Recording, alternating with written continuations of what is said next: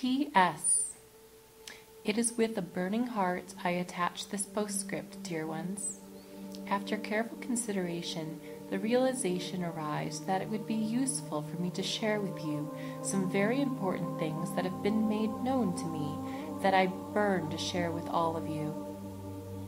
I aspire to do all that I can to end the suffering in each and every one of your lives. I hope to cover several causes and solutions to suffering here, but in the aim to personify assistance, please lay your burdens at my feet, either in a comment or a private message if you wish to remain anonymous. Whether advice you seek might I provide, if you need prayer or healing, these requests too are valid, dear brothers and sisters. I hope to be a beacon of light to shed a kindly ray into your hardships to which I am no stranger. Firstly, illustrating the true cause of suffering is in order. Inherently, all things that are manifest in their perception by the senses are empty. As laid out in my last message, that which is real is that which never changes.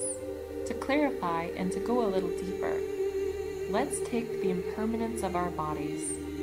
We all know that someday we are going to die. To many, this notion is terrifying, and thus we try to avoid it and ignore it. Now bear with me, I'm going somewhere with this.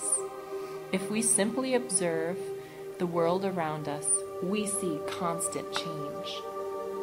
Everything in our lives, possessions, wealth, relationships, is temporary and constantly changing. Our body, speech, mind, and environment change minute by minute, second by second.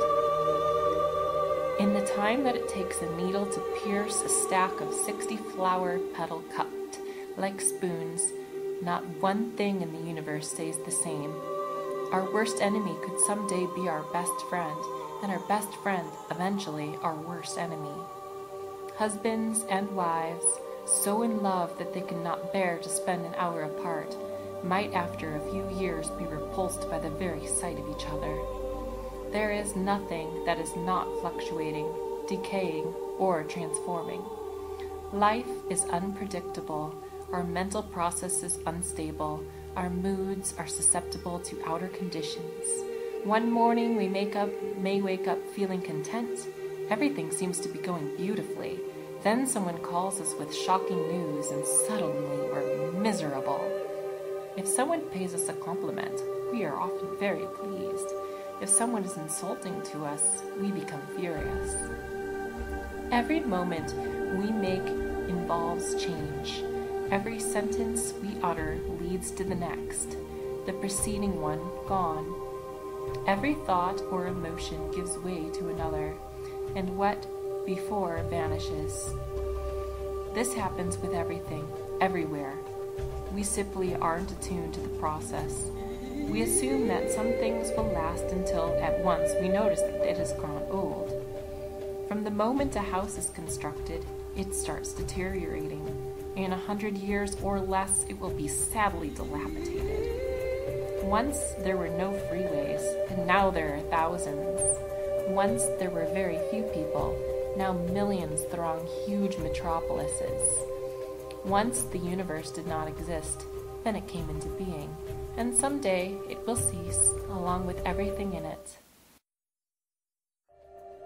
The seasons change, day becomes night, subatomic particles transmute in decay. Though we devote our lives to following our urges and satisfying our cravings, whatever happiness we find is fleeting. We make plans relying on things that constantly slip through our fingers. Before we know it, they will be distant memories.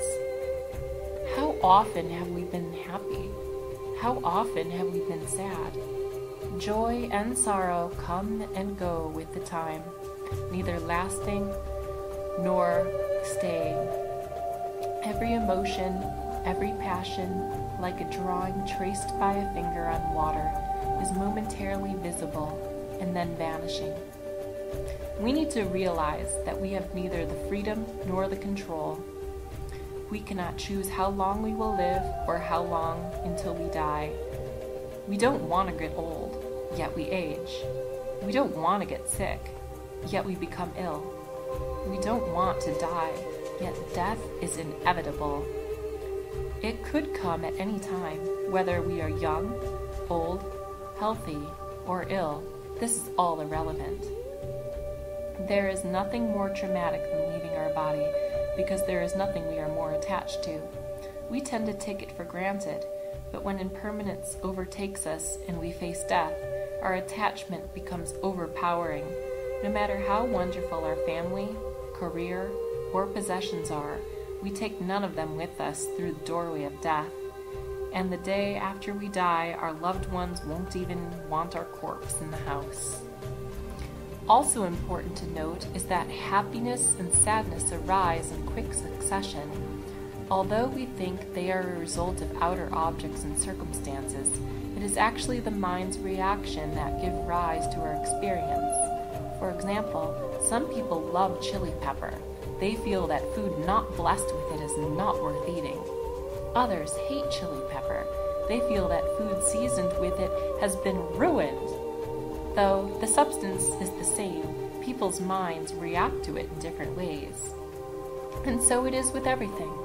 Each person has her own experience of outer circumstances and empowers this view with the judgments and opinions.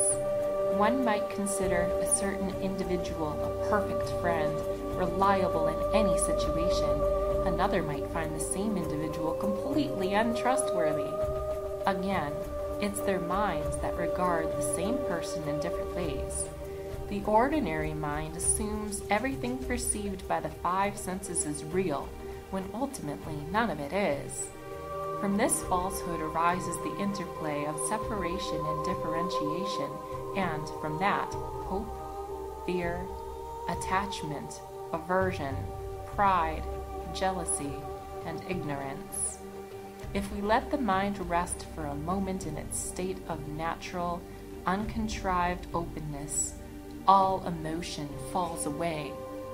Navigating this time requires diligence and vigilance, especially when everything seems to be going against us. So wherever you are in your walk, do not let pride keep you from seeking the help that you wish that you could find. Be well, dear friends. Might you find lasting happiness.